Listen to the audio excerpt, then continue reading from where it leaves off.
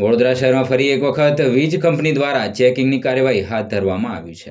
મધ્ય ગુજરાત વીજ company limited દ્વારા સમયાંતરે વીજ ચેકિંગ ઝુંબેશ હાથ ધરવામાં આવે છે, ત્યારે થોડા દિવસો પૂર્વે શહેરના પાનીગેટ અને માંડવી સબ ડિવિઝનમાં આવતા વિસ્તારોમાં વિજિલન્સ દ્વારા મોટી ચેકિંગની કાર્યવાહી હાથ ધરવામાં આવી હતી, જેમાં ચેકિંગ કરાયેલા વીજ જોડાણોમાં કેટલાક ગેરકાયદેસર અને કેટલાક જોડાણોમાંથી 55 લાખ ઉપરાંતની વીજ ચોરી ઝડપાઈ હતી। ત્યારે આજે ફરી એક વખત માંડવી પેટા વિભાગ કચેરી તાબા હેઠળના આવતા વિસ્તાર ફતેપુરા, ધૂળધોયાવાડ, ભાંડવાડા સહિતના વિસ્તારમાં વીજ કંપનીની ટીમો દ્વારા વિજિલન્સ સાથે ચેકિંગની કાર્યવાહી હાથ ધરવામાં આવી હતી, જેના કારણે વીજ ચોરોમાં પણ ભારે ફફડાટ જોવા મળ્યો છે।